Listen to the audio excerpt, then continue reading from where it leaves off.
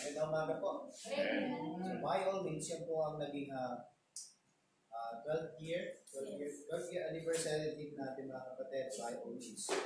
Na ibig sabihin mga kapatid, ay anong sitwasyon, anong meron tayo ngayon, ano ang nangyayari sa atin, ano yung kalagayan natin, we will serve the Lord.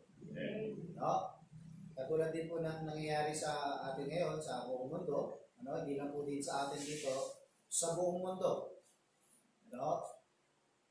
ay may pandemya. Pero ano man yung pandemya na yan, hindi yan pwedeng maging dahilan pa rin sa pagsuko o paghinto natin sa paglingkod sa Panginoon. May iba pang mga means para tayo po yung makapaglingkod. Kagaya yan mga kapatid, hindi tayo pwede mag-choir, pero yung mga kapatiran natin, pinagkasya natin sa laptop. Pinagkasya naman yung iba. Pinagkasya natin. Okay, so head count tayo. Ilan tayo ngayon? Kanina, 12 tayo. Nagdagdag sa atin. Ayun, Ramos, ako si Brother Ace. Okay, sila tayo. Okay lang po. Basta, sabi ko na po, physical distancing po tayo, ha? Physical distancing and please wear your mask. O hindi ka kakanta, so may mask mo para sa akin. Nabalita ako, si Cap daw, nandun sa ruwag kayo, nanguhuli. Siguro di na mapapasok na simbahan. Kahapon, pumasyal kami sa kapatiran natin, pero di kami pumasok sa loob ng bahay nila. Punta kami kila Sister Smile, kung nanonood Sister Smile, diba? Punta kami doon. Dami rin pala checkpoint doon, pero matakataka hindi kami naroon. Kasi mukha kami police. Formal po yung trip namin. Nadaanan ako simbahan doon. Nadaanan ako simbahan doon. Kayo nagagawi doon. Ako po. Walang disiplina. Kaya tayo mga kapatid, sinisikap natin na nagkapanan ko po na maglabas po tayo ng guidelines para sa ating simbahan. Hindi po yung batas, yun po yung guidelines na. Yung pinagbasihan ko po ng guidelines na yun, nagkaroon po tayo ng pagkakataon, mabigyan po ng omnibus copy ng law ng IATF. Regarding po dito sa ECQ na nangyayari sa buong bansa, hanggang sa GCQ at yung mangyayari after ng GCQ. So, nabigyan po tayo ng pagkakataon, nabigyan ng kopya. Hindi ko lang nadala ngayon para sana makita ng bawat isa sa atin. Ngayon, doon ko po pinagbasihan yung guidelines natin dito sa simbahan. Ngayon, maraming simbahan, gumagawa na sila ng sarili nilang guidelines at sinisikap nila yung na magampanan din nila. So, yung iba, nagsusumite ng kanilang apela, kalahati ng kongregasyon nila maka-attend. No? Kahit naman hindi natin sabihin yun, pagdating ng new normal, yun ang mangyayari. Yun ang mangyayari. Magkakaroon talaga ng pag-decrease sa mga pag-aaral. Pero tayo po yung nagpapasalamat kasi ang mga miyembro ng Christ Covenant matapat. Amen. Alam, mahigpit natin ipapatupad pa rin yung mga protocols natin. Kung nasa ganun, ay hindi tayo mapulaan din. Lalo, sabi nga, nagpultuwa kami minsan ni Pastor Edgar, napakasensitibo ng mga LGU ngayon. Napakasensitibo po. Kaya, ganun na lamang po yung paghihigpit nila at hindi intindihin kasi nasa kanila din yung presyo. Kaya tayo bilang isang mga mananampalataya at lingkod ng Diyos, may narapat na tayo rin po yung sumunod. Narapat na tayo rin po yung sumunod na nakapagpapatuloy tayo sa Panginoon na sinusunod natin yung kanilang mga patakaran na hindi tayo na mapipigilan. Okay? So muli magandang umaga po sa bawat isa sa atin. Maraming salamat sa mga specials at sa awitin ng choir. Minsan madami yung choir, minsan konti. Depende sa internet connection. Sa internet availability. Yung iba gustong-gusto sumali talaga pero dahil sa kanilang connection sa internet, nalilimitahan. Speaking of internet connection, meron na pong 4 na po yung nag-commit ng monthly. Sabi ko, para magkaroon tayo ng stable na internet connection. Sabi ko, 4 na. Hindi na mapigilan ito. Magkakano po yung 4 na yun? 300. Ito commit nila na. Oo. Magkano na internet? 1.3, di ba? Sa inyo, 1.3, brother. 10 Mbps, good na yun. Para magkaroon tayo ng stable sa ating pag-live stream. Alam niyo kung bakit? For expansion ng ating ministry mga kapatid. Isang kapatiran natin, nag-propose kung pwede magkaroon tayo ng page sa YouTube o ng ano natin, tawag doon? Account sa YouTube, oo, magkakaroon tayo ng channel. Kung pwede magkaroon tayo ng channel sa YouTube, doon natin i-propose yung mga ating mga specials, mga presentation na simbahan natin, and even sa maganda yan. Oo. Post natin. Magkakaroon tayo ngayon ng YouTube channels. Magagamit natin yan. Para saan? Hindi po para magpakilala, kundi mas mapahayag natin ang salita ng Diyos. Ngayon, napakalaking epekto ng YouTube and even yung Facebook. Kaya yung live stream natin, malaking bagay din. Dire mo yung ilan yung nakikinig ngayon sa mga videos na pinapost natin. Kapag isinare natin, mas marami kayo nakakapanood na naihahayag natin yung salita ng Diyos sa paraan ko. Nagtataka ako, ilan lang po tayo mga miyembro ng Christ Covenant, pero sandamukan po yung mga nanonood ng mga videos natin. Yun po yung pagpapala ng Panginoon sa bawat. At hindi lang po yan mga kapatid, nagkakaroon pa tayo ng virtual fellowship kasama ng Christ Covenant Cainta at Christ Covenant Australia. Kasama natin. Sa katotohanan nga, mamaya alas 3, kapag may pagkakataon pa rin ng bawat isa sa atin dito, mag-join tayo alas 3, meron tayo Bible discussion sa pamumunan po ni Pastor. Alas 3 yun. Alas 5 sa kanila, alas 3 dito sa atin. Okay, alas 3 po, may Bible discussion. Kaya advice ko po sa bawat isa sa atin, i-add nyo po yung account ng Christ Covenant o Covenant Baptist Church sa West Sydney. Nakita nyo na po ba yun? Sino na po nakapagad doon? Sabi nila, kung hindi nyo i-add, sila ang mag-a-add sa inyo. Para mapanood natin yung kanilang videos. Yung live streaming po, mamaya. So, pwede kayo mag-comment down doon. Makikita nyo. Si Pastor Edgar ang makikita natin mag-discuss. So, every Sunday ito, kinubit ni Pastor Edgar ang Sunday afternoon niya upang makapagbigay ng pagtuturo sa bawat isa sa atin. Okay? So, brother, buksan nyo nga yung electric pan. Mainit yan sa likod na, no? Medyo sumasabit na po kasi yung electric pan ito. Okay. Buksan nyo yan nandiyan sa likod para okay, so muli, yung iba sa atin, ngayon uli natin na, brothers kasi nakikita ko kung pupunta ako sa kanila eh. Oo. At yung iba sa atin dito, si Brother David, ngayon uli natin nakita, no? Medyo layo-layuan nyo kasi kalokan yan. Matahimik tayo dito mga taga-region po. Maganda ang condition natin dito. Kaya yung NCR na alam natin dito mga taga-Marikina, di po kasama sa hot list. Marikina yan. Marikina po kami. Kasi ha? Biro lang po. Kaya masyadong didikit sa amin. Biro lang po yan. Ginagawa lang natin masaya ba? Yung iba nagtabaan, yung iba nag-iba ng itsura, yung iba nagputian, sabi ang brother Johnny nagtumaba. Pero ganun pa man, ang spiritual na kondisyon natin ang pinakahigit. Amen? Okay. Ngayon, wala nang itsura. Sabi nga, nabasa ko sa isang memes, no? Wala nang maganda, wala nang pogi. Sumang-ayon ng mga pangok. Wala nang masasabi, matangos ang ilong. Kasi dahil sa mask na. Pero mask is a must. Dahil po natin yan. Sa ngayon, yan po ay essential. At magiging parte po ng ating magiging new normal na po yung pagsusota. Para sa ating protection pa rin naman. Amen po. At yan po, may alcohol po tayo dyan. Kung sa mga wala pong alcohol, may alcohol tayo dyan. Nakabili tayo ng isang galon. At iipon pa tayo ng mga dapat natin gamitin. Ayon po sa akin kailangan natin ng thermal scanner. Ngayon, meron na po tayo na order na thermal scanner.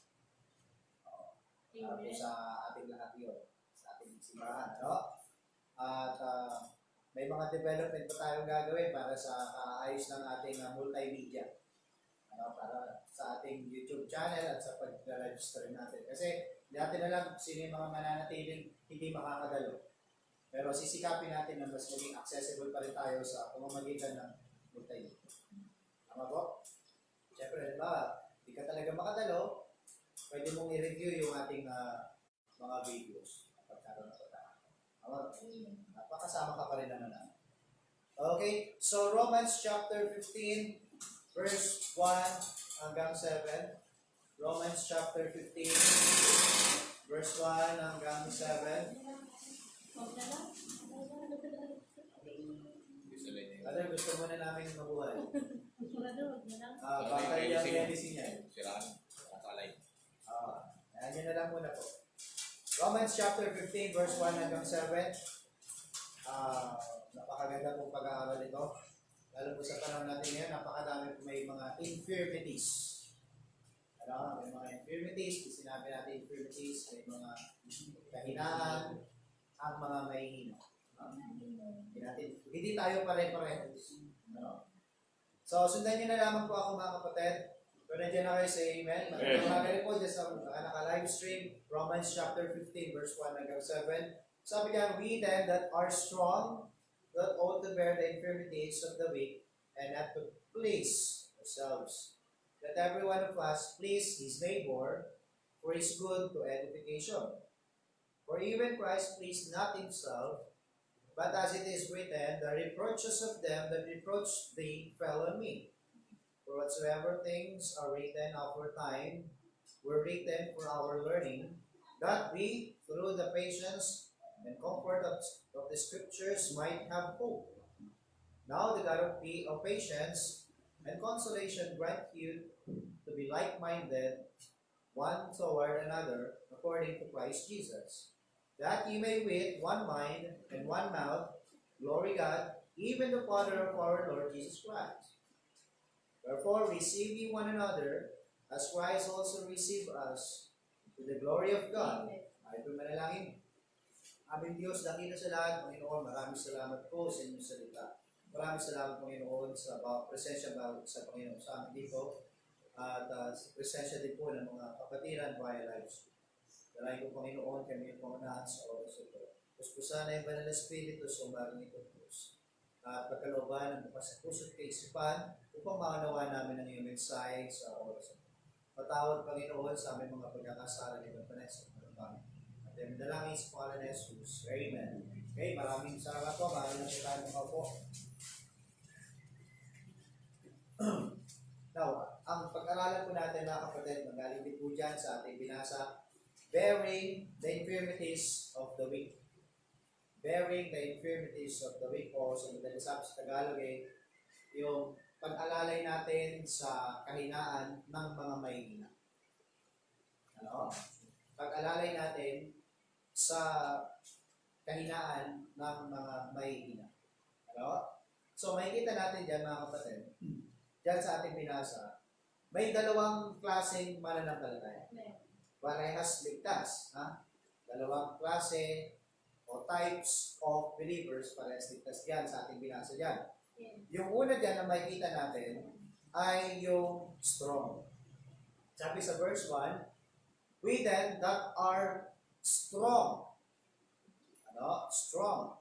Now, strong means, mga kapatid yan, makikita natin, mature in Christ and serving Christ. Hindi po ibig sabihin ng strong dyan, strong physically. Kasi kahit po malalaki tayo o kahit malaki katawan natin, meron pa rin mga natatanging kahinaan ng bawat isa sa atin. Halimbawa na lamang po sa sakit ng hypertension o high blood. Hindi po binabase sa laki ng katawan ng pagkakaroon ng hypertension. Sabi nila, pag mataba, high blood.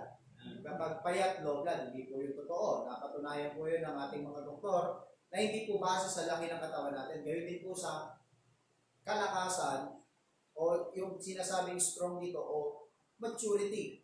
Hindi po nababase sa ating edad, hindi po nababase sa ating laki ng katawan natin, sa ang dami ng kaalaman natin sa maraming bagay, hindi po nababase dyan. Bago sabi rito mga kapatid, strong means mature in Christ and serving Christ. Now, the Christian life is a personal one as it is our relationship with our Lord Jesus Christ. It is personal. At kagaya po ng marami sa atin, ito po ini-expect ng Panginoon sa atin pagdating po sa maturity. Hindi po tayo pare-pares ng maturity. Ang iba sa atin ay nagsisimula pa lang kung sa stage ng pag-mature. At yung iba sa atin ay fully grown matured na. Tama po? Pero hindi ibig sabihin mga kapatid, kapag adult na, mature na. Pagdating sa spiritual na kondisyon. Hindi ho lahat ng adult nagmamature o matured na. Hindi rin lahat ng mga may edad na mas maaga na ligtas sa kabataan ay mature na rin. Hindi natin masasabi mga kapatid hanggang sa ito'y magkaroon po ng bunga sa ating mga ginagawa ngayon. Ano? Subalit ang paanyaya o paalala po sa atin dito na makikita natin yung pangalawang tao o pangalawang klase ng mananampalataya na matatagpuan natin dito sa ating binasa ay yung mga weak. Weak. Sabi po dyan, infirmities of the weak. Kahinaan ng mga mahihina. So ito yung isang klase. Una, strong. Pangalawa na makikita natin dito is weak. Now, ano meron doon sa mga tinawag dito na weak? Now, the word infirmity is normally used when mentioning sickness, disease, or impotence. Kasi infirmity is ibig sabihin kahinaan. Kahinaan. O may sitwasyon ka na ikaw ay nagiging mahina. Now, within our context, it is descriptive of the immature. Immature child of God who remains in bondage instead of releasing the liberty that we have to Christ. See? So, yan po ay picture ng immature na mananampalataya. Bakit siya may kahinaan pa o bakit nandiyan pa yung estado ng kanyang pagiging isang weak, ando doon pa yung estado ng immaturity. Yun yung kalagayan ng estado ng immaturity. Ano meron sa immaturity mga kapatid? Andiyan dyan, madalas mas nangingibabaw yung kahinaan kaysa sa kanilang kalakasan sapagkat hindi pa nila kayang express o gampanan ng gusto o panindigan yung mga dapat na panindigan na meron tayo sa Panginoon sa puso. Ang tanong, ito, anong dapat natin gawin doon sa mga meron sa loob ng simbahan natin na nasa weak stage o let's say, mga nasa immature stage? Sila ba'y dapat na laging pagsabihan, pagalitan, laitin, yurakan, o hiwalay? Yan ba tama? Sabi ko nga, hindi pare-parehas ang development natin spiritually sa loob ng simbahan. Hindi pare-parehas ang paglago natin. Kagaya niya sa pagtanggap na nga lang Ngayon, ang panahon natin ngayon, ang mga bata, mas matatangkad ngayon. Mas malalaki. Halimbawa na kay Soto, Ilan taon pa lang si kay Soto? 7'2" ang height. Pilipino. Pero may makikita naman tayo, matanda na siya, pero ang liit niya pa rin. Iba-iba. Iba-iba. Punto ko mga kapatid, iba-iba. Kaya sa pagtanggap, gaya din po sa paglago natin, iba-iba. Kaya po tayo isang simbahan, kaya po tayo isang church, hindi tayo pare-parehas dyan. Pero maganda po dyan, tayo po ay compacted together na kung saan yung kahinaan ng iba ay maging kalakasan ng iba. Kaya we are so blessed mga kapatid dito sa ating simbahan ngayon. Tayo nasa Panginoon ngayon, we are so blessed sapagkat inilapit o itinipon tayo, pinag-isa tayo ng Panginoon na kung saan meron tayong kahinaan na magiging kalakasan ng ating mga kapatiran ngayon. Amen. At meron tayong kalakasan ngayon na siyang nagiging kahinaan ng iba ngayon na kapag pinagsama nagiging matatag ang ating pagsasama. Sapagkat yung kahinaan nagiging kalakasan at yung kalakasan nagiging kahinaan. Amen. Sabi nga ni Brother Glenn, solid. Nagiging solid yung samahan. Diba? Amen. Kaya yan po yung dalawang klaseng mananampalataya pero parehas ligtas. May mature at immature. At wala pong simbahan tayo matatagpuan sa panahon natin ngayon na walang immature. Kaya po andyan ang existing o existence ng mga mature ay para din po sa mga immature. Kaya sabi dyan mga kapatid, na strong portion na may kita natin is verse 1. We then that are strong ought to bear the infirmities of the weak and not to please ourselves. Diba? Infirmities, yung inabilities nila, hindi nila kakayanan, hindi nila kaya itong bagay na to. Well, nandito tayo, nandito ang mga strong, nandito ang mga mature, yung inabilities ng mga immature, kailangang tugunan, kailangan alalayan. Hindi kailangan laitin, maliitin, alalayan. Kasi church tayo. Ano? May mga kahinaan na bawat isa sa atin dito na hindi natin kaya, hindi natin kayang pasanin. Andiyan ang ating kapatiran para pagtulungan. Ano? Yung bagay niya.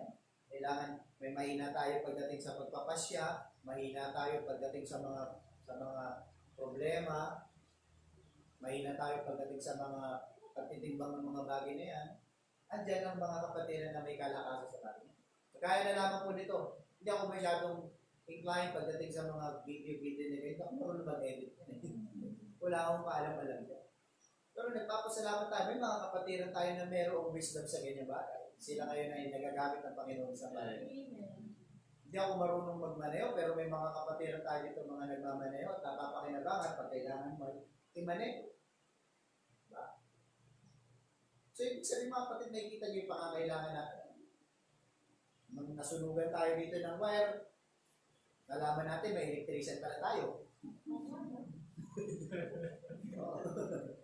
Kung hindi pa masasunog, hindi natin malalaman may electrician pala tayo. Ano? Kung hindi pa pumutok yung fuse box doon, hindi natin malalaman may bumbero pala tayo dito. Binuhusan ng tubig. Diba? Kung kuryente, binuhusan ng tubig. Hindi natin malalaman mga kapatid, kung hindi tayo nagkaroon ng pagkakataon magtayo ng ganitong klaseng structure, hindi natin malalaman na may kakayanan pala tayo bawat isa sa atin dito.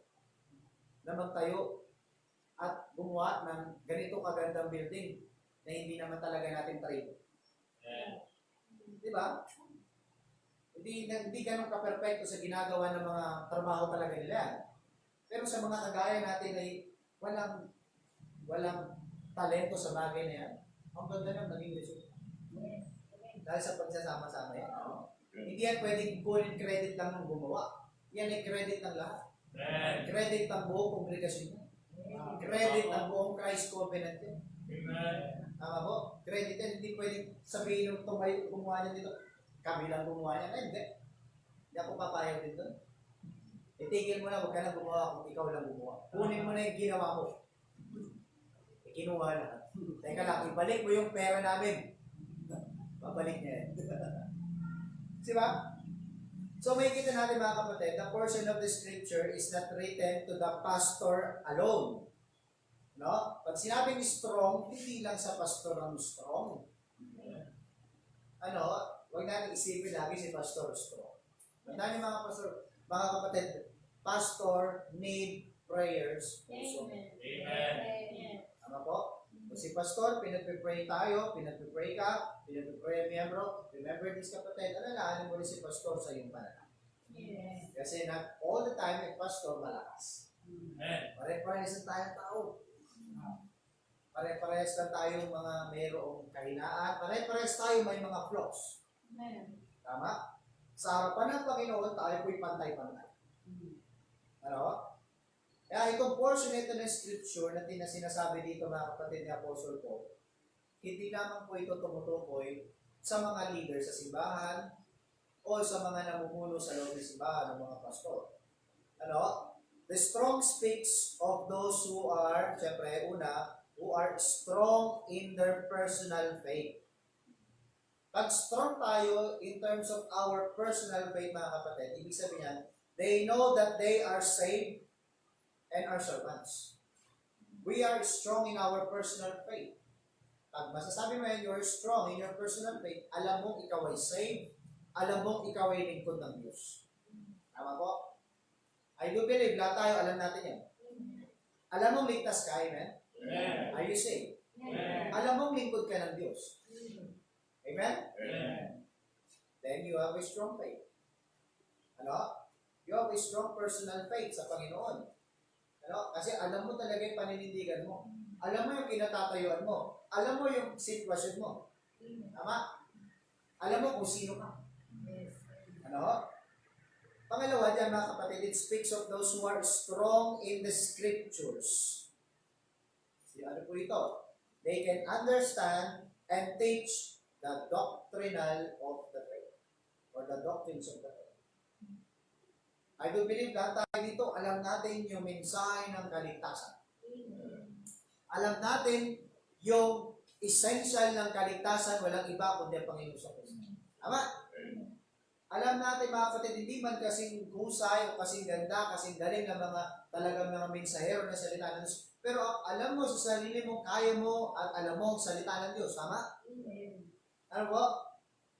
So ito rin po tumutukoy sa mga strong in the scriptures. Ano? And di lang yung mga kapatid, tumutukoy din po ito o nagwiwika rin po ito to those who are strong in church. Ano natin masabi strong in church? Diba? They are faithful to and serving in the local church. They are faithful in serving to the local church. Alam mo kapatid, yung isama mo yung local church sa panalangin mo, malaking bagay. Amen. Yung isama mo sa pagpapropagate sa ginagawa mo ngayon, yung local church, pati yung local church, ikinukwento mo sa iba, ipinipresenta mo sa iba. Napakaganda. Ipinipresenta mo sa aming simbahan, may ganito kaming gawain. Na ipinopromote mo, inihahayag mo anong meron sa simbahan, ipinapanalangin mo, bilang yung mga kapatid, sinusuportan. Ano? Malaking bagay, sinusuportahan mo sa panalangin, sinusuportahan mo sa iyong manpower, sinusuportahan mo mga kapatid, even in your finances. Sinusuportahan mo sila. Ano? You are one of the strong in the church. If you do that, kapatid, ano? Kung ginagawa natin yun, they are faithful to and serving in the local church. Hindi naman ibig sabihin kapatid, hindi naman ako natuturo ng bata, hindi naman ako nagsusong lead, hindi naman ako nag-special number, hindi naman ako kasama sa kwan. Hindi ka na nagsiserve sa Panginoon. Ano? Kapatid, you are actually serving God. Pagpunta mo pa lang dito kapatid, na nagkaroon ng pagkakataon makapunta sa simbahan, pupunta ako. Amen. Ganda kayo. Magkaroon lang ng pagkakataon makadalo sa simbahan, magtatalo na lang. You are faithful. Unang-unang pinakamalayong gumalo dito nung last Sunday, si Brother Junior, layo-layo, nagtaka ako paano nung nakalusot eh. Ang layo, kalookan. Ang lakas ng loob eh. Oo. Ngayon may kalookan na naman. Si Brother David, ang lakas ng loob niyo. Ano? Diba? And syempre, number 4 dyan, it speaks also of those who are strong in tribulation. Ano? Hindi pa po tribulation ha. Pero tinutukoy natin tribulation mga kapatid ay yung mga pagsubok na meron tayo ngayon. Kanya-kanyang pagsubok. Alam niyo, isang pandemya pero iba-iba ang pagsubok. Isa ang pandemya pero iba-iba ang hinaharap. Minsan, ang iba sa atin dito, nagkaroon po ng suliranin sa kanilang hanap buhay. Unang-una yung apekto niya ng hanap buhay. Alam niyo ba may mga kapatiran tayo na nawalan ng trabaho? As in, kahit mawala itong pandemya na hindi na sila makabalik. Dahil tinanggal.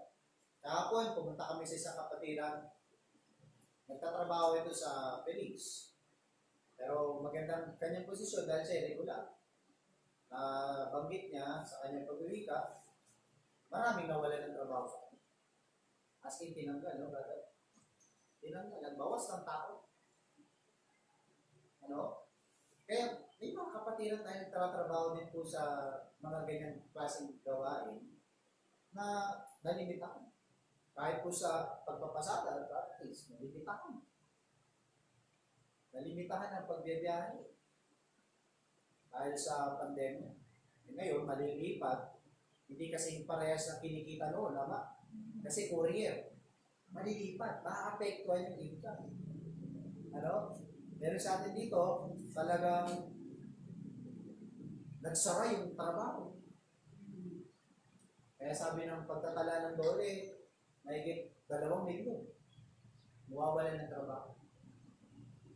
Ngayon, meron po, it also speaks doon sa strong in tribulation, sa mga sitwasyon, sa mga problema.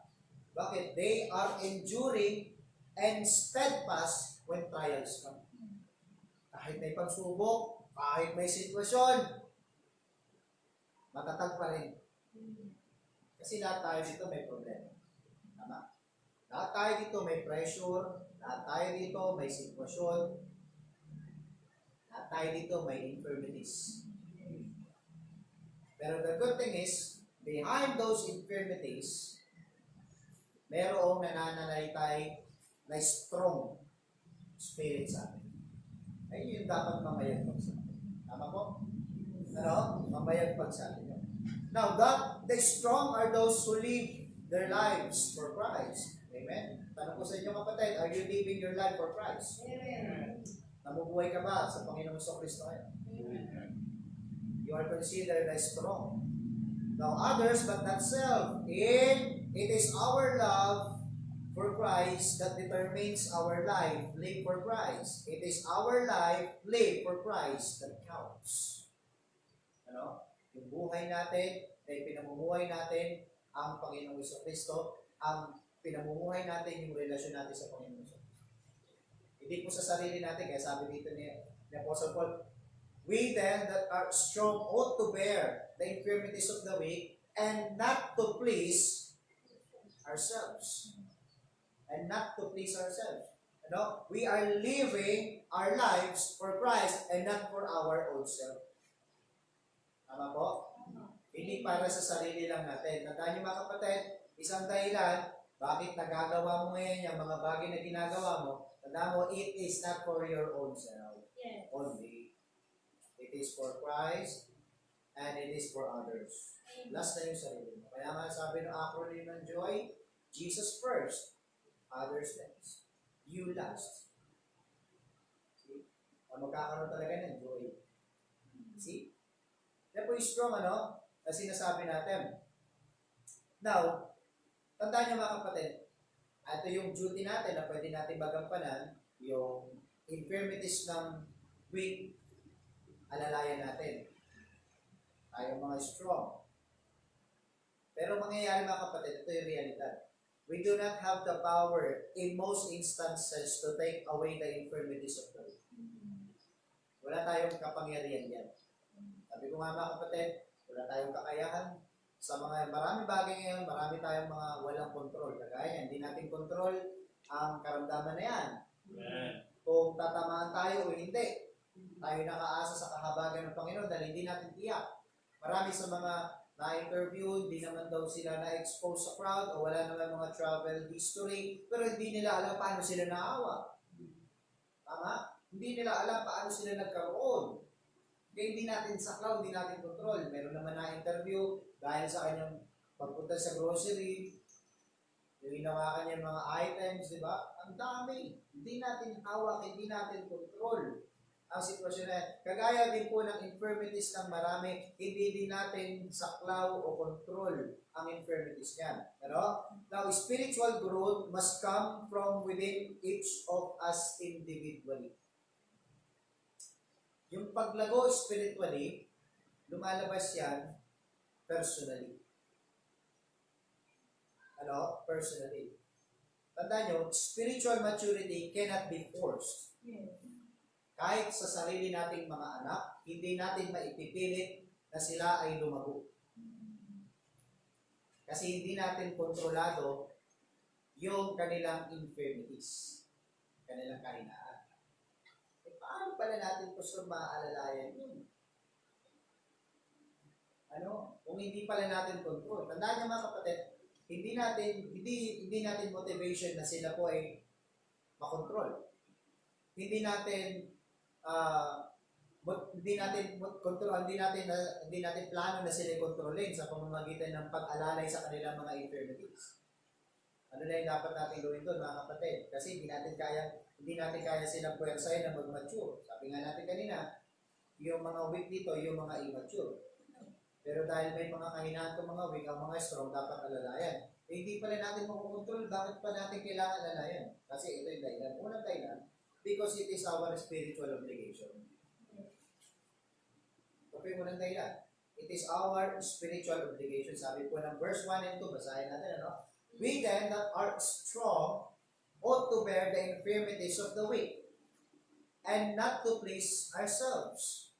Let every one of us please his neighbor for his good to edification.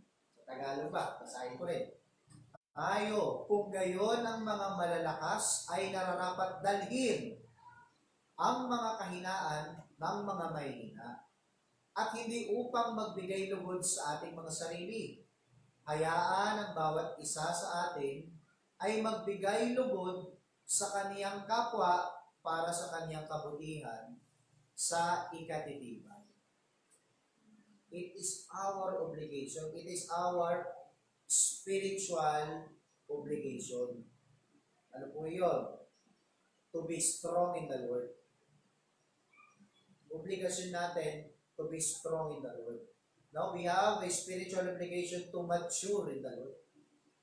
Dahil hindi natin mapipilit yung isang tao sa kanyang maturity, kailangan natin ipaunawa sa kanila bilang isang anak ng Diyos. It is our spiritual obligation to mature in the Lord.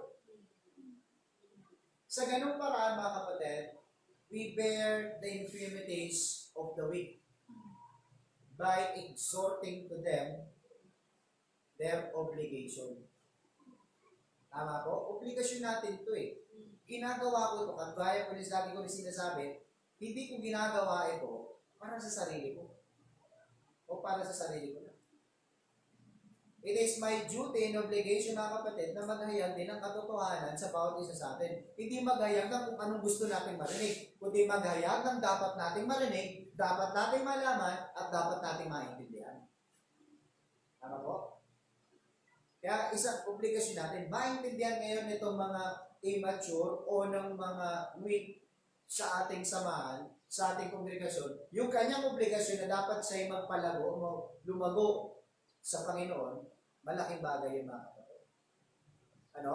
Na lahat tayo dito, mga kapatid, obligasyon natin yan. At hindi obligasyon ng isang tao yan kung bakit hindi ka mature. Hindi mo kasi ako tinutukan, hindi ako nag-mature. Malaking problema. Tandaan niyo, sabi doon sa Matthew 28 pa lang, sa Great Commission, sabi ng Panginoon niya. Yung sinasabi niya na teaching them to observe.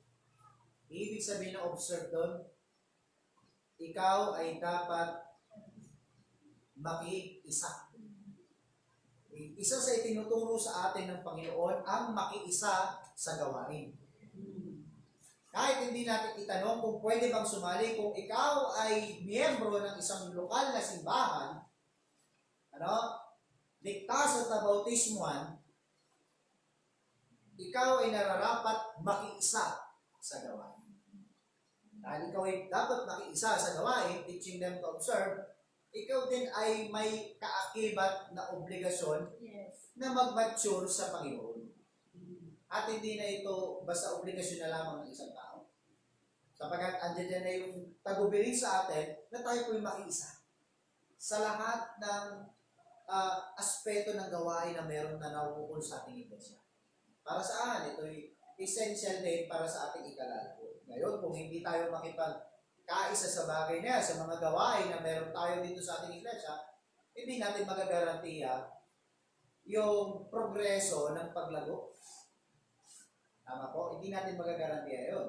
Kaya nasasabi ko nga po, iba-iba yung progress ng paglago ng bawat isa sa atin dito. Depende doon sa papaano natin ipamuhay ang ating pananampalataya sa Panginoong Kristo. Tama po? Bawa na lamang po yan. Sa ating mga trabaho, mga veterano tayo sa ating mga trabaho. Tama po? Yung mga trabaho, gawain bahay na, Ma'am Julia, trabaho yan. Hindi lahat magaling sa gawain bahay. Iba ang trabaho sa gawain bahay.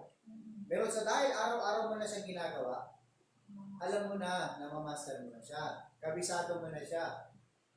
Mahusay ka na dyan. Kaya kahit saan ka daling bahay, dahil sa kaisipan na yun, ano yung gagawin doon? Kasi lagi mong ginagawa. Kasama sa buhay mo. Sa buhay natin, bilang isang mananampalataya, mga kapatid, kung lagi natin ipinamumuhay ang pagiging isang mananampalataya natin sa Panginoong Kristo, mas malaki yung posibilidad na tayo may magkaroon ng paglago. Mas malaki yung posibilidad na tayo may magkaroon ng paglago at magampanan natin yung obligasyon natin at maging isa tayo doon sa mga binansagang strong sa loob ng simbahan o mature. Hindi tayo nagiging pabigat sa gawain, bagkus tayo po'y nagiging kaakibat sa pagtataguyod, sa pagpapalawak, sa pagpapalago ng gawain sapagkat napapakinabangan tayo ng Panginoon dahil nagpapagamit tayo sa Panginoon. Tama po? Kaya maintindihan na natin yung obligasyon natin sa Panginoon. Oo, may obligasyon tayo sa labas, may obligasyon tayo sa pamilya, may obligasyon tayo sa kapwa natin, may obligasyon din tayo sa Panginoon. At yun ay tayo po dapat lumago. Tama po? Tayo po lumago. Ano? We need to be strong in the Lord. We have a spiritual obligation to mature in the Lord, to conform to the image of the Son of God. In 1 John chapter 2, verse 12 hanggang 14. 1 John chapter 2, verse 12 hanggang 14. Sabi niyan, I write unto you, little children, because your sins are forgiven you for his name's sake. I write unto you, fathers. Fathers, because ye have known him, that is from the beginning, I write unto you, young men, because ye have overcome the wicked one. I write unto you, little children, because ye have known the Father. I have written unto you, fathers, because ye have known him that is from the beginning. I have written unto you, young men, because ye have been strong, and the word of God abideth in you, and ye have overcome the wicked. Isa pong nagpapalakas sa atin ay yung pananatili ng salita ng Diyos sa buhay natin. Ano? Yung pananatili ng salita ng Diyos sa atin. Ano? Yan po, isang obligasyon natin, spiritual obligation, to be strong in the Lord and to bear the infirmities of the weak. We cannot bear the infirmities of the weak if we are not that kind of strong. Dahil natin, gustong-gusto natin makatulong. Gustong-gusto natin nagbibigay ng payo. Pero sometimes, minsan, nagkakaroon po ng lack of confidence sa atin kasi alam natin sa sarili natin, tayo rin kailangan ng tulong. Kailangan pa ng turo. Kaya po, mas masarap po yung tayo pinapapakinabangan ng Panginoon sa maraming bagay. Kagaya po niya sa pagtuturo. Ano, hindi ko sinabing dapat maging preacher, hindi po sa maraming bagay. Maraming kapatiran dito, minsan hindi kaya makipag-usap kay pastor. Pero minsan makikipag-usap sa ibang kapatiran. Tama? Kung ikaw kapatiran, maaaring ikaw ay nakausap. Eh kung ikaw ay nandoon sa estado ng obligasyon mo, nagampanan mo ikaw ay magpalago sa Panginoon, malaki ang magiging impact mo sa kanya. Kasi ito po mindset eh. Iniisip po ng karamihan kaagad, ang pastor, matibay. Ang pastor, matatag. No, kaya kinakatwiran, hindi naman ako si pastor, kaya nangyayari sa akin. Kaya may mga pastor na tumatalikod din. May mga sitwasyon na. Pero kung makita nila sa kapwa nila kapatid, na mayroong ganong klaseng matatag at malakas sa spiritual na kondisyon, mature. May inganyo sila. Tama? Ma-encourage sila. Ito si kapatid, parehas lang kami. Pero kaiba ang kanyang pagtingin sa sitwasyon. Kaya ang bawat isa sa atin dito, nagiging encourager sa bawat isa. Kahit minsan hindi ka pa nagsasalita, makita lang yung presensya mo, maramdaman lang yung presensya mo, nakaka-encourage. Tama? Nung makita pa lang, malayo ka pa lang. Nagbawa, may car ka, pumaparada ka. Jesus ka na dito niya. Si ano? Diyan. Si Brothers. Si Brothers isa dyan. O, sabi naman ng iba, nakaabang na dyan, nakala mo, mga ano. Ang punto ko gano'n. Lahat tayo dito masaya. Lalo mga kapatid, yung kapatiran na matagal na hindi nakikita natin. Hindi lang isang araw darating, malayo pa lang, ang dami nakakikita. Ganyan ang Christ Covenant. Amen. Amen, brother David. Amen. Ganyan ang Christ Covenant. Amen. To bear the infirmities of the weak, hindi natin hinahayaan mga kapatid na yung mga may kahinaan o mga immature na matagal na nawalay sa atin at bumalik dito, hindi natin hinahayaan na iparamdam sa kanila yun. Yes. Kasi mga kapatid, ang magbibigay ng disiplina, ang magbibigay ng pag-uusga sa atin lahat, walang iba kundi ang Panginoon. Amen. Tayo mga simbahan, ang gagawin natin. Tayo mga tao, ay encourage natin yan na ma-endure niya yung pagdidisiplina ng Panginoon. Encourage na. At tayo dito, pag nagkamali, didisiplinahan tayo ng Panginoon. Sa bagay na yan, nakikita natin yung infirmities at obligasyon natin to bear the infirmities of the weak. Ano? Meaning, to put up with, and we have a spiritual obligation to both long-suffering and exhortation of the weak. Tignan niyo po, long-suffering, pagtitiisan. Pagtitiisan natin ang bawat isa dito. At tanong, kaya niyo ba akong pagtiisan? Amen. Kaya ko na rin kayo pagtiisan. Pagtitiisan ko si Pastor kahit kung minsan ang sakit sa tenga ng sinasabi niya. Ay kung minsan parang ang bigat, parang ako na yung tinutukoy niya. Pagtitiisan, kasi pinagtitiisan din natin. Pagtiisan natin, long suffering with an exhortation. Amen. No? Exhortation. Yan ay obligasyon natin. Ano, pagtiisan natin. Ano sa mag-asawa? Sa mag-asawa, nagtitiis kayo sa isa't isa. Pinagtitiisan ng isa't isa. Ngayon, nabalita, no? Dahil ang tagal na tenga sa loob ng bahay, nakita lalo parang ang dami daw nagtatalo-talo mag-asawa. Grabe, sabi ko, ba't ganun? Hindi naman nangyayari sa amin yung bayan. Tawa nga kami ng tawa lagi. Ano? Lagi akong pinagtiripan ng asawa ko. Kung nanonood ka, my dear, totoo yun. Huwag ka nang tumanggi. Wala ka dito, hindi ka makakatanggi.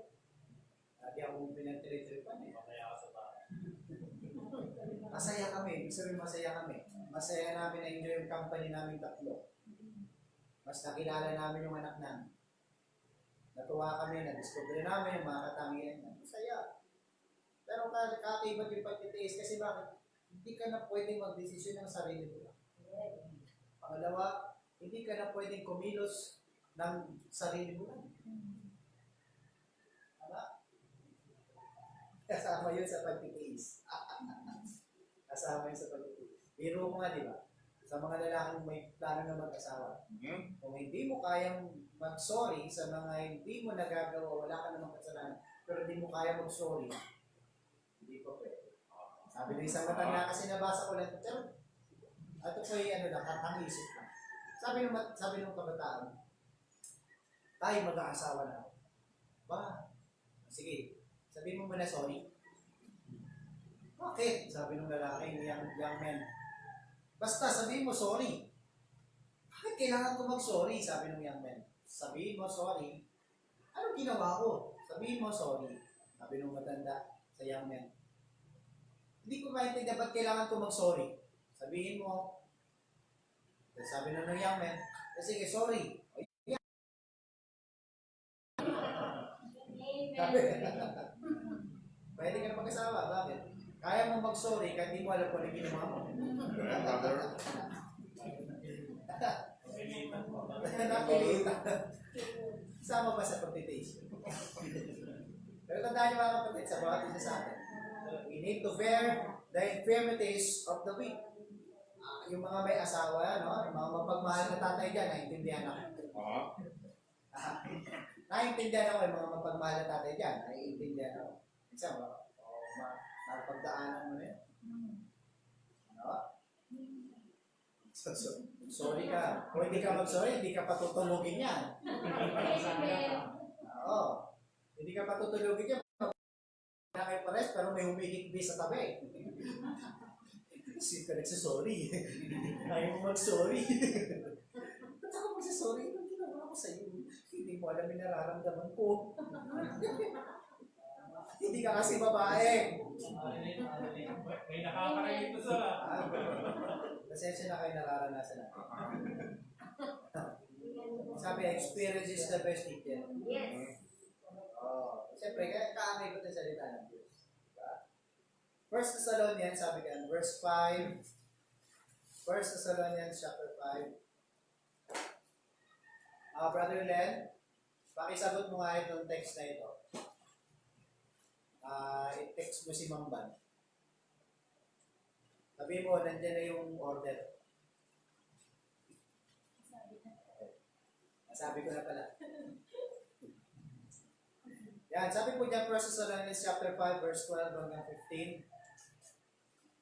And we beseech you, brethren, to know them which labor among you, and are over you in the Lord, and admonish you, and esteem them very highly in love for their works' sake, and be at peace among yourselves.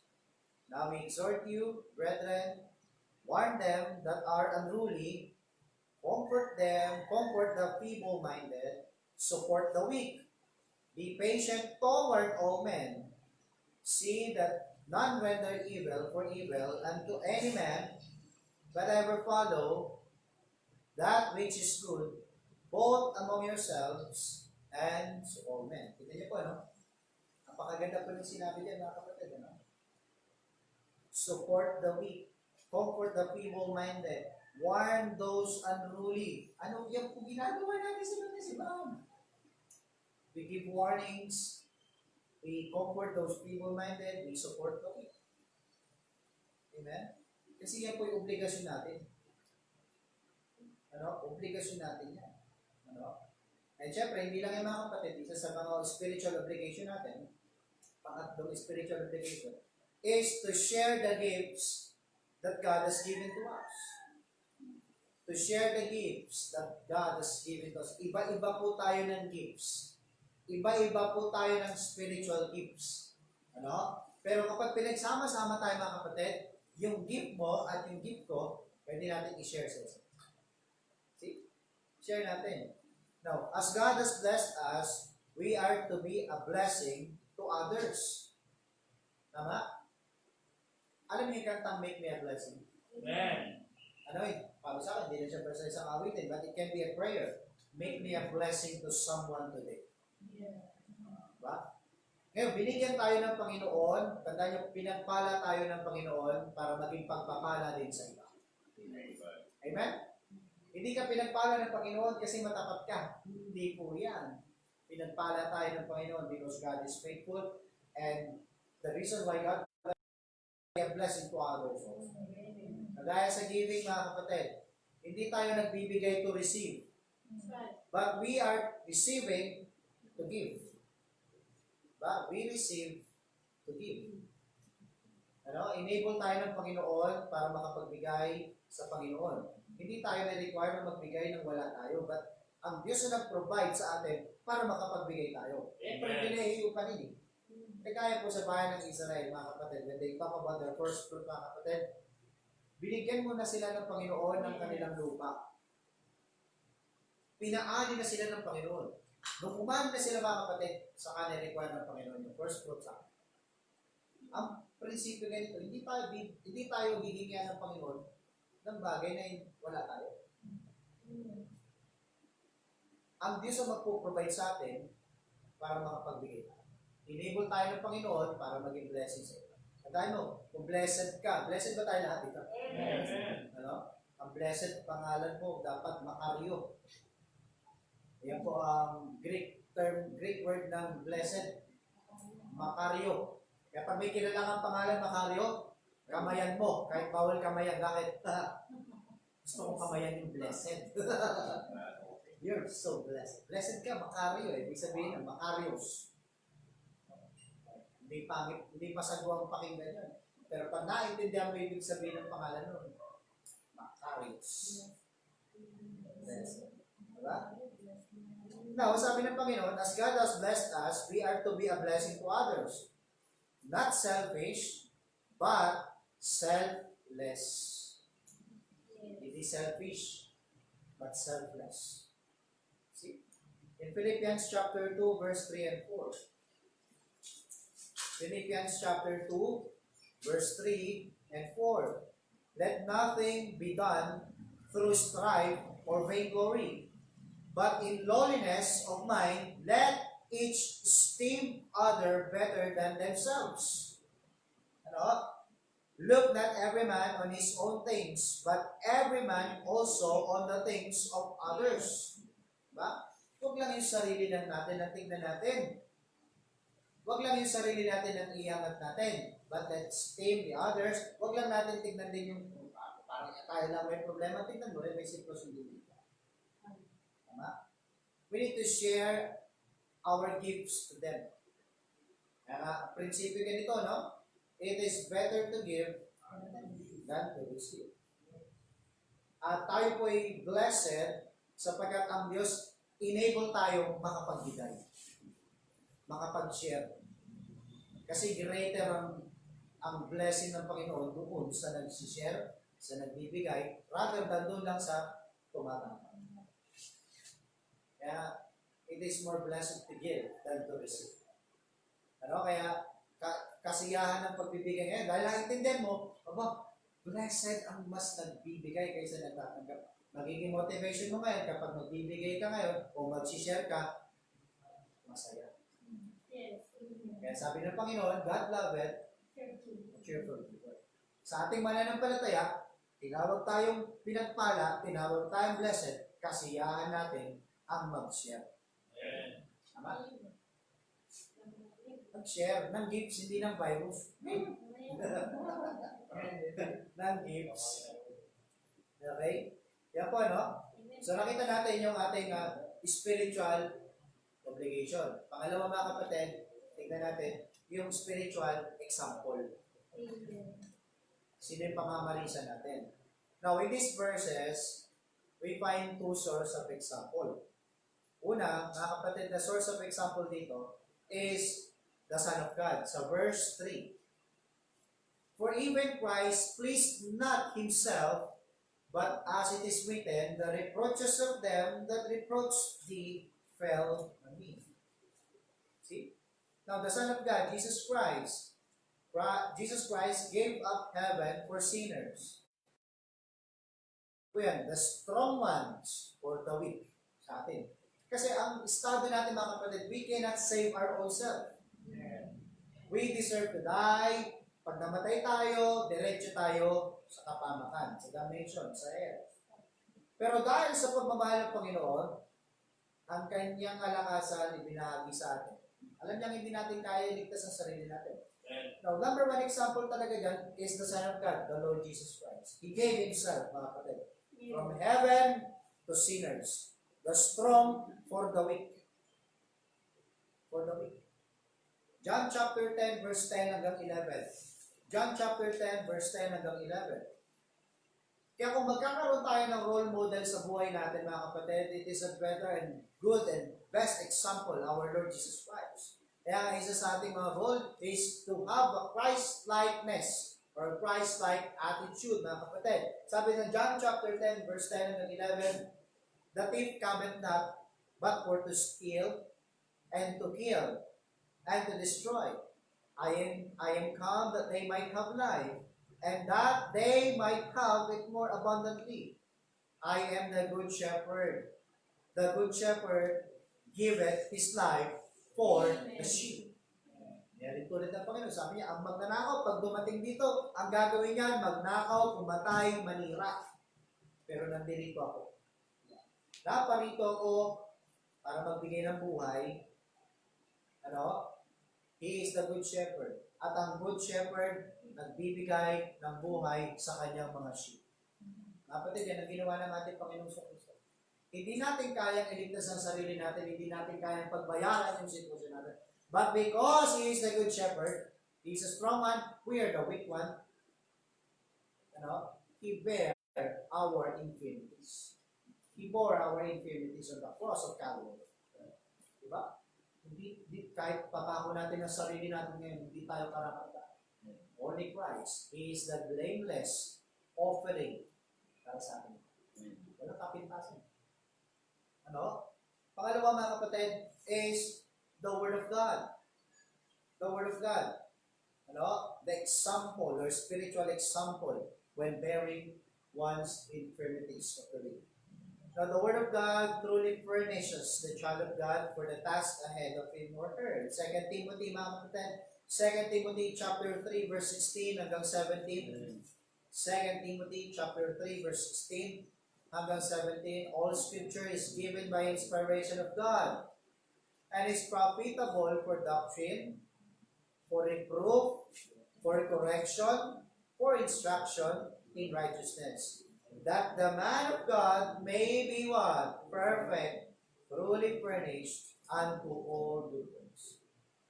Kaya ako yung una pa lang gagampanan natin yung obligasyon natin spiritually. Makikita natin ng example na nasa salita ng Diyos ang lahat ng instruction, nasa salita ng Diyos lahat ang mga gabay o guidelines para sa atin. Ano? Kaya sabi niya mga kapatid, ang salita ng Diyos ay inspired. At ito po ay profitable. Kapaki-pakinabang po sa atin. Para ano? Para tayong mga anak ng Diyos, man of God, may be perfect. Ibig sabihin ng perfect dyan, mature.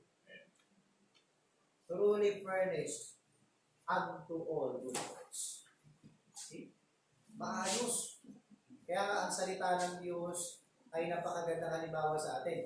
Ang salita ng Diyos, walang kapintasan, walang contradiction, kundi ang salita ng Diyos, mga kapatid, ang siya binigay ng guideline sa atin para tayo lahat nagkaroon o umabot tayo doon sa estado na ini-expect ng Panginoon sa atin na maging strong one o mature. Amen? Kaya po mga kapatid, maaaring sabihin natin, pagdating natin dito sa loob ng simbahan, unang dating natin, wala tayong kaalam-alam. Pero hindi yung mahusay na pagtuturo sa atin na habang tumatagal tayo, parang tinabaga walang pag-asenso sa ating kaalam. Ngayon, ang salita ng Diyos nandiyan na. At dami na lang natin gagawin, aralin natin. Basahin natin. Kung sa buhay natin sa labas, mga kapatid, sa estado ng ating hanap buhay, gusto natin umasenso, masigit natin asamin din ang pag-asenso natin sa spiritual natin kondisyon. Sa paano paraan? Pagtrabahuan. Pagsumikapan natin. Tama po? Pagsumikapan natin. Para ano? Para tayo'y mapakinabangan panaglalo ng ating Panginoon. Gusto natin mapakinabangan tayo. Isang pribileyo, kapatid, tayo maglingkod sa Panginoon. Isang pribileyo tayo makapaglingkod sa Panginoon. Pagkakataon. Kaya gawin natin yung lahat ng abot ng ating makakaya para mapakinabangan tayo. Para pagdating sa dulo, kagaya ng Apostol Pablo, sabi niya, I have fought the good fight. I have finished my course. I have kept the faith. Sa buong buhay ng Apostol Pablo, mula nang nakakilala siya sa Panginoon, naligtas siya, ginamit siyang apostoles para sa mga hintil, wala siyang pinagsisihan. Sana umabot tayo sa dulo ng ating buhay, wala tayong pinagsisisihan. Amen? Amen. Walang pinagsisisihan. Nagampanan natin yung ating spiritual obligasyon at nakita natin, mga kapatid, yung mga example dito po sa salita ng Diyos. And panglima, pangatlo, mga kapatid. Pangatlo, the spiritual key. In verse 5, makikita natin dyan, now the God of patience and consolation grant you to be like-minded one toward another according to Christ Jesus. According to Christ Jesus. Now, this is the spiritual key. Binigyan tayo ng iisang kaisipan, parehas na kaisipan, patungkol sa ating Panginoon sa Kristo. Ito yung spiritual key. Patience. Para magampanan natin, mga kapatid, yung obligasyon natin, makita natin yung example, magaya natin. Patience. Patience. Ephesians chapter 4, verse 1 and 2. Ephesians chapter 4, verse 1 and 2. I, therefore, the prisoner of the Lord, beseech you that ye walk worthy of the vocation therewith ye are called, with all lowliness and meekness, with long suffering, forbearing one another in love. See? Forbearing one another in love. So, patience. Mga kapatid, napaka-importante. That is the spiritual key. Magkaroon tayo ng patience. We need to forbear one another in love. Pangalawa, mga kapatid, consolation. Consolation. Now, consolation comes through consideration and loving exhortation. And Hebrews chapter 10, verse 24 hanggang 25. Hebrews chapter 10, verse 24 hanggang 25. And let us consider one another to provoke unto love and to good works, not forsaking the assembling of ourselves together, as the manner of some is, but exhorting one another, as so much the more as ye see the day approaching. That is the spiritual key. Diba? Patience, consolation. Nakita natin yung spiritual obligation, nakita natin yung spiritual example, nakita natin yung spiritual key. Tumako tayo sa pang-apat, is spiritual goals. Spiritual goals. In verse 4, po dun sa ating text pa rin, verse 6, sabi niya, that ye may with the one mind and one mouth glorify God, even the Father of our Lord Jesus Christ. Now, spiritual goals, mga kapatid, nakikita natin dyan, meron tayong tinatawag na one mind. One mind. Isang kaisipan natin. Nakakaisa tayo dyan. Ano po yan? In Philippians chapter 2, verse 2. Philippians chapter 2, verse 2. Ano? Nasabi niya, mga kapatid, fulfill ye my joy, that ye be like-minded, having the same love, being of one accord, of one mind. May isang kaisipan tayo. That is, to love one another and to being of one accord with one mind. Isa. Nagkakaisa tayo dito. Hindi tayo pwedeng sabihin, tawagin church dito ng Panginoon. Hindi tayo nagkakaisa dito. Tama po? Kaya lahat ng proyekto, lahat ng mga gawain natin dito, ating pinagkakaisa. Tama po? Ito yung nakakatuwang pangyayari sa atin eh. Dahil naintindihan natin yung kahalagahan ng pagkakaisa, madali para sa atin ipresenta ang pagkakaisa sa lahat ng gawain. Natanya, mahirap pagkaisahan kapag hindi po naaayon sa prinsipyo at salita ng Diyos ang pinipresenta. Tama po? Halimbawa po nito. Ano kaya mga kapatid, mag-buy and sell tayo, gamitin natin yung pondo ng simbahan. Saan ayon ba kayo? Para lumago yung pera ng simbahan. Una kagad mong sasabi dyan, ay hindi, tama ba yung pastor? Parang hindi ako sa ayon doon. Nagkakagulo tayo kasi mayroong akma o aksyon na hindi tugma sa prinsipyo ng salita. Pero kung ang bagay na pinipresenta ay ayon sa prinsipyo at katotohanan at katuruan ng Panginoon, sa ating mga nakakaunawa na binigyan ng iisang kaisipan ng Panginoon at iisang layunin, may hindi mahirap sa ating intindihin. Tama po? Hindi mahirap intindihin. Kagaya nito, ayon ba kayo? Amen. Diba? Sang-ayon ba kayo? Diba? Pwede ganun. Sabi nga agad, sang-ayon kami, pastor. Sang-ayon kami, pastor. Kasi para sa church natin ito, para sa expansion, diba? Madali magkaisa doon. Kaya may one mind, that is spiritual goal, and one mouth. 1 Corinthians chapter 1, verse 10. 1 Corinthians chapter 1, verse 10. Now I beseech you, brethren, by the name of our Lord Jesus Christ, that ye all speak the same thing, and that there be no divisions among you, but that ye be perfectly joined together in the same mind and in the same judgment. Same mind, same judgment. Iisa yung buka ng ating bibig, iisa yung nilalaman ng ating mensahe, iisa po yung ating sinasabi. Amen?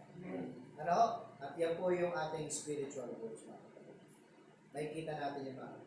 That is our spiritual goals. In bearing the infirmities of the weak.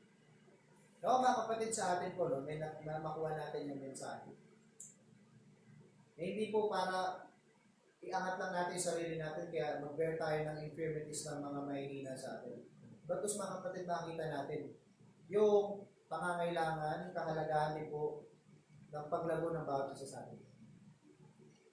Yung ang Diyos mga kapatid, binibigyan lang tayo ng kapasidad ayon sa kakayahan na meron tayo.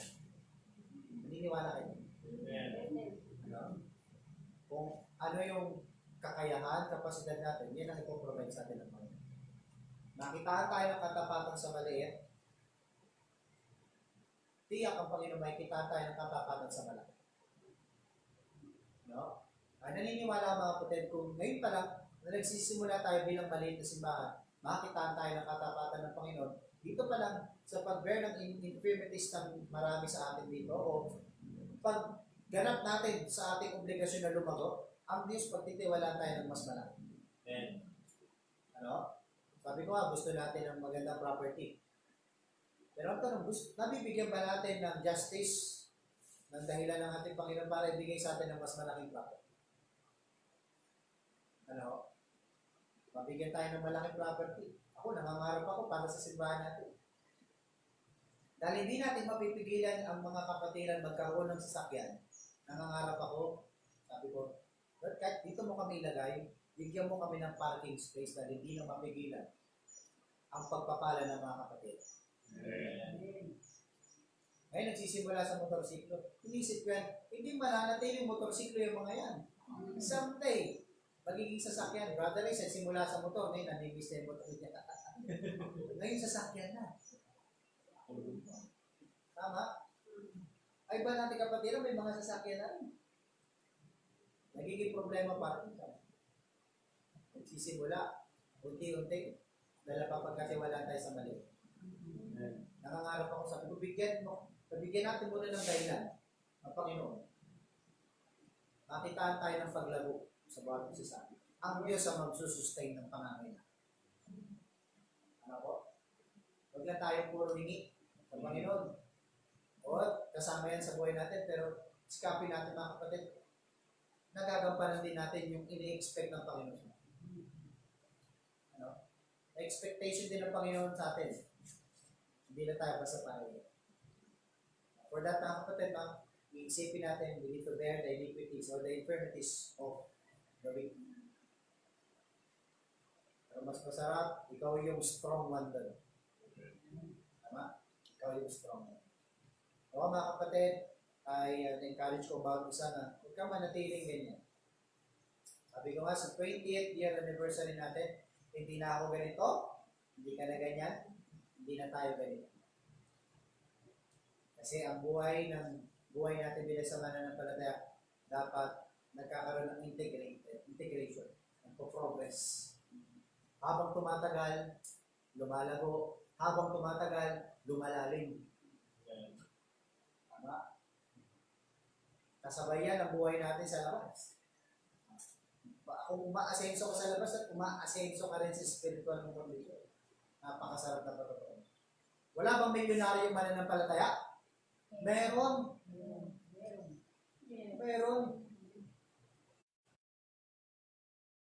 So rin, umasenso, yumaman ka rin sa magpakayaman ka sa Panginoon. Tama? Amen? At naman nananampalataya, gusto magbigay. At naman nananampalataya, gusto tumulong. Nasa puso niya eh. Pero ang tanong niya lagi, paano? Unahin mo magpakalakas sa Panginoon. Amen? Ay, kung manalangin. Aming Diyos, dakila sa lahat, Panginoon, maraming salamat po sa inyo salita. Maraming salamat, Panginoon, sa pagpapaalala sa amin. That we, as a believer, mga kapatid, we have our spiritual obligation to bear the iniquities or the infirmities of the weak. Maraming salamat, Panginoon, sapagkat kami nahaman ng iyong salita na huwag lang kami manatiling weak. Tapos, may pagkakataon na ma-challenge kami, Panginoon, to be strong. Kami rin po nagpapasalamat, Panginoon, sapagkat may mga strong in faith. May mga strong believers na aming kasama. May mga strong believers kaming mga katabi na siya nagbibigay din po sa amin ng encouragement. O Diyos, dalay ko po, patuloy mo kaming hubugin ayon sa iyong inaasahan. Patuloy mo kaming hubugin ayon sa iyong kalooban. Maraming salamat, Panginoon. Tunay ikaw ang dakila sa lahat. At yung dalangin sa pangalan ni Jesus. Amen.